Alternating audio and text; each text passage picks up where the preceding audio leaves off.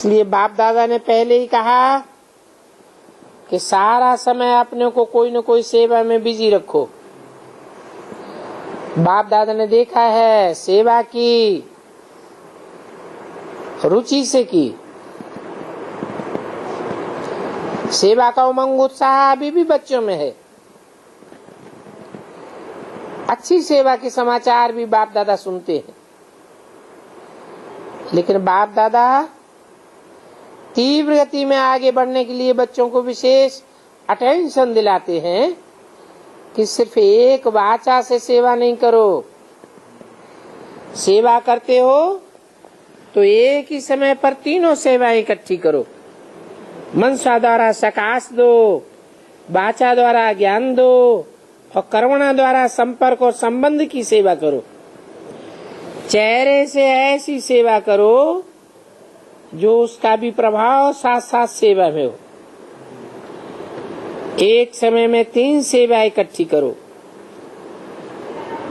क्योंकि अभी आत्माएं सेवा के लिए चाहती हैं कि कुछ फर्क हो, कुछ बदलना चाहिए।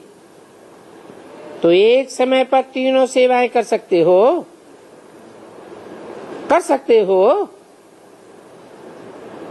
चेक करते हो कि जिस समय वाणी की सर्विस करते हो उस समय मनसा द्वारा और कर्मणा अर्थात संपर्क संबंध भी सेवा में हो रहा है,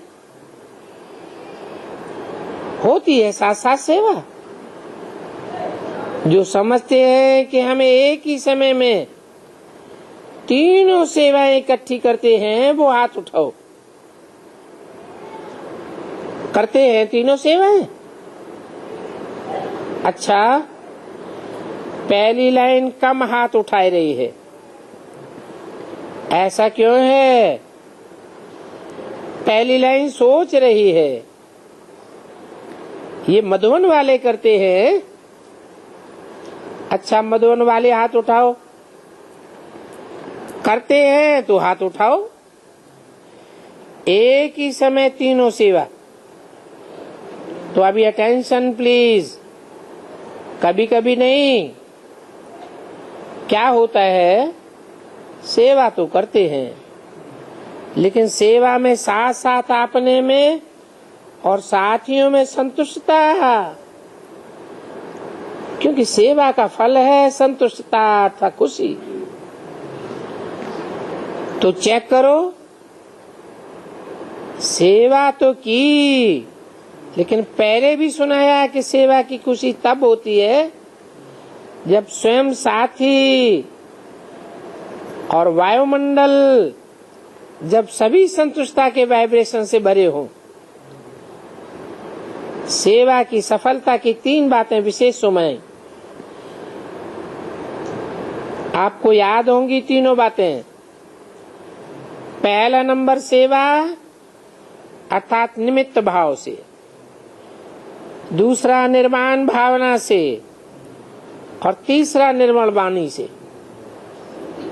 तो भाव, भावना और स्वभाव, ये सभी साथ साथ सेवा में हो तो स्वयं भी संतुष्ट और साथी भी संतुष्ट, और जिन्हों की सेवा की वो भी आगे बढ़ते जाएं। निमित्त भाव वाले आप आपके तरफ संबंध जोड़ेंगे। अगर निमित्त भाव नहीं तो बाप के इतने नजदीक नहीं आएंगे। तो जब भी सेवा करते हो तो ये चेक करो कि भाव, भावना और स्वभाव ठीक रहा। और आजकल बाप दादा ने देखा कि जो मूल बात है बाप दादा की, हर एक को और अपने को, चाहे कहाँ भी सेवा के लिए जाते हो तो ये चेक करो कि साथी संतुष्ट रहे, क्योंकि सेवा की सफलता है संतुष्टता का फल प्राप्त होना चाहिए, खुशी प्राप्त।